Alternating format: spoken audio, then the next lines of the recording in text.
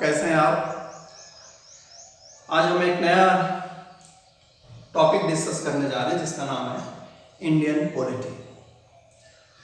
और Indian polity को discuss करने का एक बहुत बड़ा कारण है मेरे पास, और कारण यह है कि जैसे बीए सेकेंड ईयर का जो हम लोग का सिलेबस है उसमें हम इंडियन पॉलिटिकल सिस्टम पढ़ते हैं और दूसरे एग्जाम्स में भी पॉलिटी से जुड़े हुए ऐसा कोई कॉम्पिटिटिव, ऐसा कोई प्रतियोगिता नहीं हो सकती नौकरी वाली जिसमें इससे न पूछा जाता हो।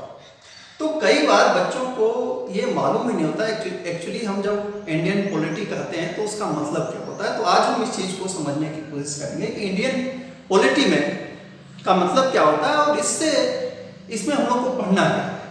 तो पहला ये जो भाग है भारतीय,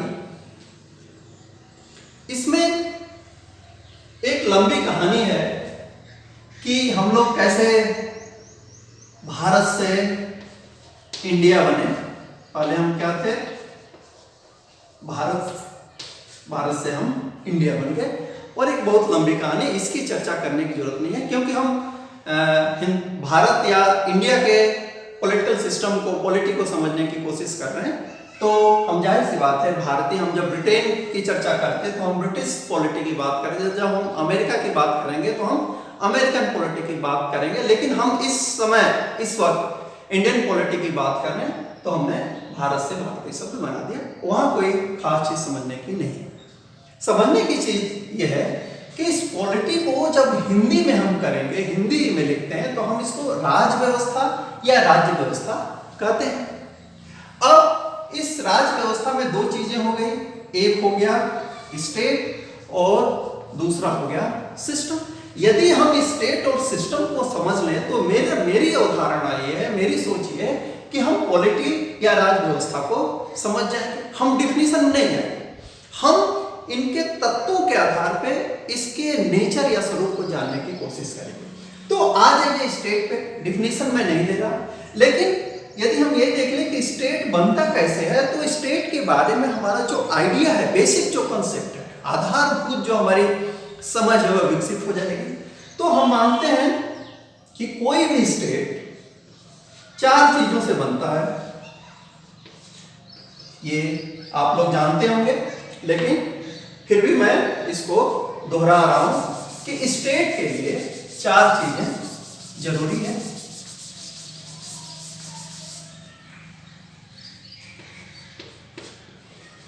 राज्य या स्टेट, इसके लिए जो पहली जरूरी चीज होती है उसको हम कहते हैं भूभाग, अंग्रेजी में टेरिटरी। दूसरी को हम कहते हैं जनसंख्या, तीसरे को हम कहते हैं सरकार, और चौथे को हम कहते हैं संप्रभुता। टेरिटरी, पॉपुलेशन, गवर्नमेंट और सॉवरेनिटी, ये चार तत्व हैं जिनसे मिलकर क्या बनता है? इन चारों से मिलकर के बनता है स्टेट। तो जब इसका मतलब ये हुआ कि जब हम स्टेट पढ़ेंगे तो हम उस स्टेट की टेरिटरी या भूभाग के बारे में भी पढ़ेंगे। भारत एक भूभाग है, तो जब यहां बात आएगी तो जाहिर सी बात है कि इस भूभाग पे जो सरकार, जो सिस्टम काम कर रहा है, उसमें एक तरफ हम देखते हैं कि संघ है जिसे यूनियन हम कहते हैं, और दूसरी तरफ हम कहते हैं राज्य या स्टेट्स कहते हैं। तो जैसे ही हम भूभाग पे आएंगे तो इस भूभाग पे जो एडमिनिस्ट्रेटिव यूनिट के रूप में हमने संघ और राज्य को बना रखा है, तो हम उनके स्वरूप, उनके आपस के संबंधों को भी देखेंगे। और आप जानते हैं कि इस स्टेट के साथ हमारे पास यूनियन टेरिटरी, जिसे संघ शासित प्रदेश भी कहते हैं, वे हैं। और आज की डेट में 28 राज्य और 8 केंद्र शासित प्रदेश है। तो कोई आपसे पूछे, ये भी एग्जाम में आ सकता है कि भारत में आज की डेट में कितने राज्य हैं, कितने केंद्र शासित प्रदेश हैं, तो 28 और 8, दोनों में 8 कॉमन है, इसको इससे भी आप याद कर सकते हैं। दूसरी चीज आती है पॉपुलेशन की। पॉपुलेशन भी महत्वपूर्ण है और इसकी क्वालिटी, इसका गुण और संख्या दोनों महत्वपूर्ण है। गुण क्यों? गुण इसलिए कि जिस तरीके के लोग होते हैं, एक राज्य में जिस तरीके के नागरिक होते हैं, उनका जो कैरेक्टर होता है ना, वही स्टेट का कैरेक्टर होता है। यदि लोग डरपोक हैं, कायर हैं, भीरू हैं, तो वह राज्य मजबूत नहीं हो सकता। और यदि लोग साहसी हैं, तो वह राज्य कमजोर नहीं हो सकता। तो जो पॉपुलेशन का कैरेक्टर होता है, एक्चुअली वह डिफाइन करता है कि स्टेट का कैरेक्टर क्या होगा, राज्य का चरित्र क्या होगा, या व्यक्तियों के, नागरिकों के चरित्र पर निर्भर करता है। दूसरी चीज संख्या। संख्या अपने आप में एक संसाधन है। आपके पास यदि मानवीय संसाधन नहीं है, तो भौतिक संसाधन होने के बावजूद आप उसका उपयोग अच्छे तरीके से नहीं कर सकते। जैसे हम इतने बड़े पॉपुलेशन वाले सेकंड मोस्ट पॉपुलस स्टेट हैं दुनिया में, चाइना के बाद, तो ये हमारी स्ट्रेंथ भी है, क्योंकि हमारे पास 80-85 करोड़ की युवा जनसंख्या है, जो यदि कहीं मोबिलाइज कर दिया जाए तो वह काम कर सकती है जिसकी आप कल्पना नहीं कर सकते। तो पॉपुलेशन की स्टडी भी महत्वपूर्ण है। तीसरी चीज है सरकार, जो इस पॉलिटी के संदर्भ में सबसे इंपॉर्टेंट है। और सरकार, आप जानते हैं कि सरकार के 3 अंग होते हैं। जैसे राज्य के 3 अंग होते हैं, वैसे सरकार के 3 अंग होते हैं। एक को हम कहते हैं व्यवस्थापिका, दूसरे को कहते हैं हम कार्यपालिका,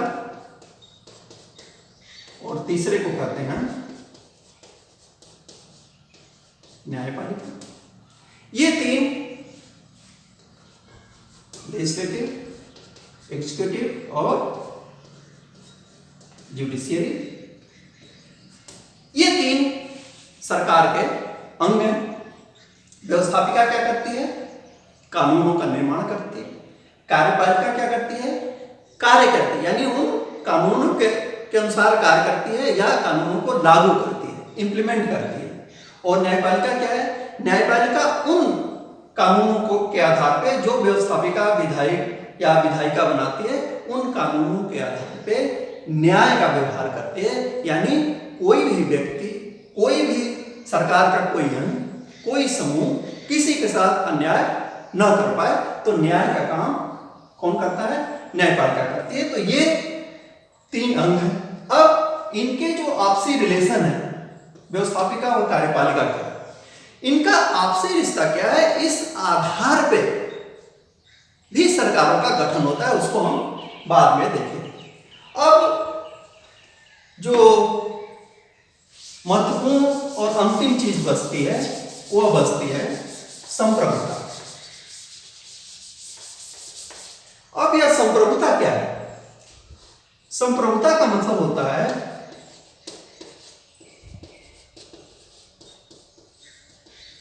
सर्वोच्च शक्ति। स्टेट में, हर स्टेट में एक सॉवरेन पावर होती है। सबसे ऊपर जो पावर होती है उसको हम कहते हैं, वह शक्ति जो क्या है? सर्वोच्च है, सबसे उच्च है। और उच्च होने का मतलब यही है कि वह आदेश देती है और बाकी सारे लोग उन आदेशों का क्या करते हैं? पालन करते हैं। तो अंतिम रूप से जिस शक्ति के आदेशों का पालन होता है, उसी को हम कहते हैं संप्रभुता या संप्रभु शक्ति। और यदि यह चीज नहीं है, यदि किसी पॉपुलेशन के पास संप्रभुता नहीं है, तो दोस्तों ये समझिए, उस पॉपुलेशन को, उस समूह को कभी हम राज्य नहीं कह सकते। एक उदाहरण, 15 अगस्त 1947 से पहले इंडिया एक स्टेट नहीं था। इंडिया को स्टेट नहीं कहा जाता था। हम कॉलोनी थे, हम उपनिवेश थे, और इसे हम ब्रिटिश इंडिया कहते थे, इंडिया नहीं कहते थे। यह स्टेट नहीं था। क्यों? क्योंकि अंतिम निर्णय लेने की जो शक्ति थी, जिसके आदेशों का पालन होता था, वह भारत में नहीं थी, बल्कि वह ब्रिटेन के महाराजा और महारानी हुआ करते थे। तो संप्रभु हुए थे, तो स्टेट ब्रिटेन था, हम स्टेट नहीं थे, हम उसके उपनिवेश थे। जब हमें 15 अगस्त 47 को क्या मिल गई? संप्रभुता मिल गई, तो हम बन गए स्टेट, सही अर्थ में, पॉलिटिकल साइंस के अर्थों में। तो ये 4 जो है स्टेट के तत्व हैं। अब जो शुरू में बात हुई थी कि 2 तत्व हमें डिस्कस करने हैं, एक स्टेट और दूसरा सिस्टम। अब सिस्टम क्या होता है, ये बड़ी इंपॉर्टेंट चीज है। तो सिस्टम को समझने के लिए एक उदाहरण मैं देता हूं, जैसे मैं लिख दूं,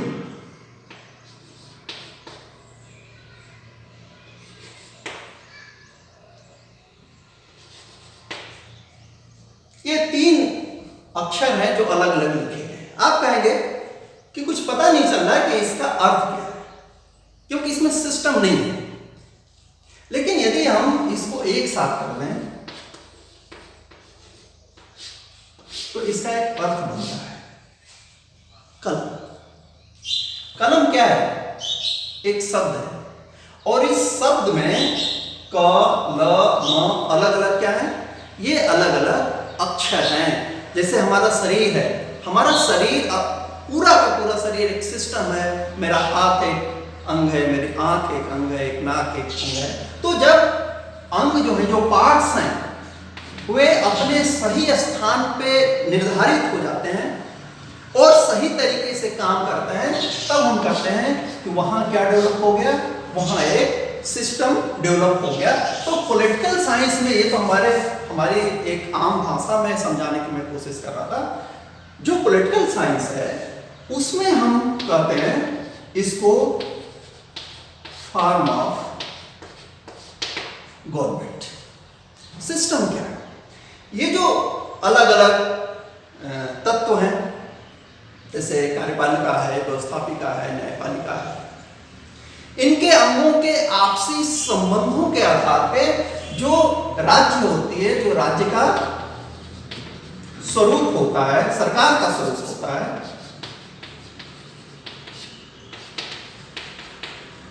वह निर्धारित होता है।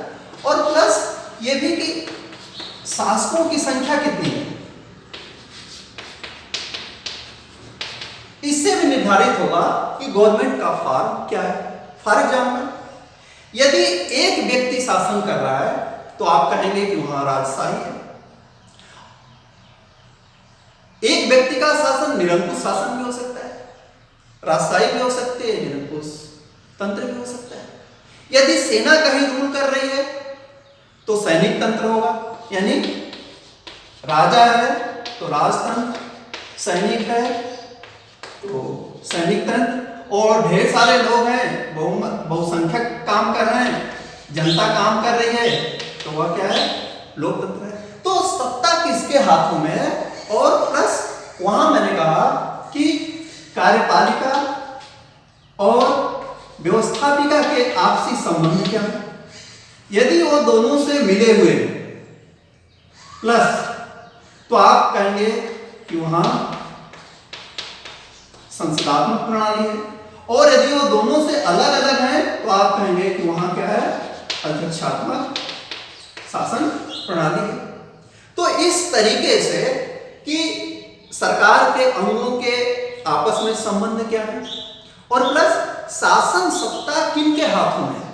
क्या कोई एक व्यक्ति शासन कर रहा है तो उसे हम राजतंत्र कहेंगे, सेना शासन कर रही है आम जनता के स्थान पे तो सैनिक तंत्र हो गया, और लोग शासन कर रहे हैं, बहुसंख्यक समूह शासन कर रहा है तो इट वुड बी डेमोक्रेसी, लोकतंत्र। लेकिन शासन चाहे जो भी हो, जैसा भी हो, चाहे एक व्यक्ति हो, चाहे एक समूह हो, चाहे आम जनता हो, कोई भी हो, यदि ये देखिए अब सिस्टम क्या बन रहा है। सिस्टम बन रहा है, एक तरफ शासक हैं, चाहे एक हो, चाहे कुछ हो, चाहे अनेक हो, और दूसरी तरफ क्या है? शासित है। ये क्या बनाते हैं?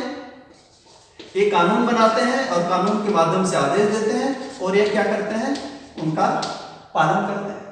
लेकिन एक अच्छे पॉलिटी के लिए, एक अच्छे सिस्टम के लिए क्या जरूरी है? सिस्टम के लिए जरूरी है कि ये भी अपनी सीमा में रहें और ये भी अपनी सीमा में रहें। और इन दोनों को सीमा में रखने का सबसे बढ़िया उपाय क्या है? सबसे बढ़िया उपाय है कि इनको ये बतला दिया जाए कि आपके अधिकार क्या हैं और इनको ये बतला दिया जाए कि आपके अधिकार क्या हैं। इसी तरीके से शासकों को बतला दिया जाए कि आपके कर्तव्य क्या हैं और शासितों को भी बतला दिया जाए कि आपके कर्तव्य क्या हैं। यदि हम अपने अधिकार को हम समझ जाएं, आप अपने अधिकार को समझ जाएं, आप अपने कर्तव्यों को समझ जाएं, मैं अपने कर्तव्यों को समझ जाऊं, तो क्या हो जाएगा?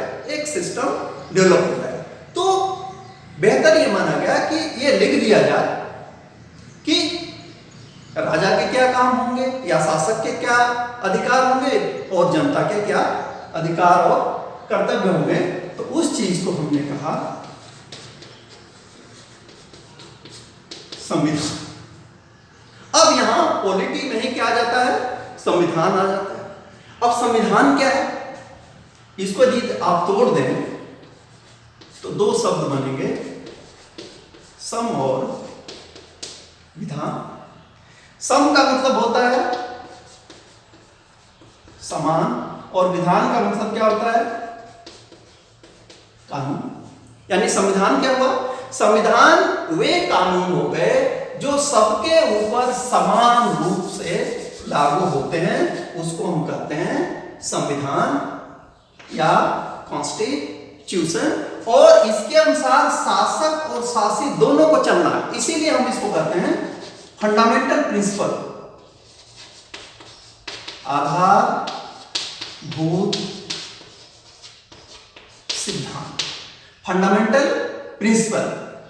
तो संविधान क्या हुआ? संविधान एक राज्य के वे आधारभूत सिद्धांत होते हैं, नियम होते हैं, कानून होते हैं, जिसकी अवपालना अनुपालना शासकों को भी करना होता है और शासितों को भी करना होता है। और जहां इस तरीके का सिस्टम होता है तो वहां एक निरंकुश सरकार नहीं होती बल्कि एक संवैधानिक सरकार होती है। तो पॉलिटी क्या हुई? पॉलिटी अंततः क्या हो गई? Form of government, process of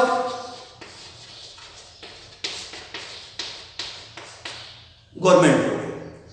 और इसमें होता क्या है? संविधान द्वारा जो सिद्धांत निर्धारित किए गए हैं उनको लागू करने की जिम्मेदारी अंततः किसकी होती है? और पॉलिटी के पास होती है। और यह चाहे गवर्नमेंट का स्वरूप कोई हो, कोई स्वरूप, वहाँ लोकतंत्र हो, संघात्मक हो, संसदात्मक हो, राजतंत्र हो। जैसे ब्रिटेन में अलग सिस्टम है, अमेरिका में अलग सिस्टम है, इंडिया में अलग सिस्टम है। ब्रिटेन में कॉन्स्टिट्यूशनल मोनार्की है, संवैधानिक राजतंत्र है। अमेरिका में संसदात्मक शासन व्यवस्था है लोकतंत्र के अंतर्गत। और भारत में क्या है? भारत में लोकतंत्र के अंतर्गत संसदात्मक और संघात्मक शासन प्रणालियों का एक मिश्रण है। लेकिन मूल उद्देश्य क्या है? मूल उद्देश्य है कि जो संविधान बना हुआ है उसके जो आधारभूत सिद्धांत, नियम या कानून है, उन कानूनों को इस बेहतर तरीके से लागू किया जाए कि ये हम क्या बनाएं?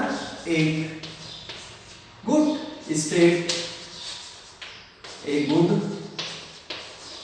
सोसाइटी, और अंततः हम गुड मैन को क्रिएट कर पाए ताकि सभी लोग सुखी हों, संपन्न हों और प्रसन्न हों। तो मुझे उम्मीद है कि इंडियन पॉलिटिकल सिस्टम पढ़ने के लिए, इंडियन पॉलिटी पढ़ने के लिए कॉन्स्टिट्यूशन के प्रावधानों में जाने से पहले हमें ये समझना बहुत जरूरी था कि एक्चुअली पॉलिटी होती क्या है। तो संक्षेप में मैंने समझाने की कोशिश की। मुझे उम्मीद है कि आपको एक बेसिक जानकारी मिल गई होगी। Thank you very much.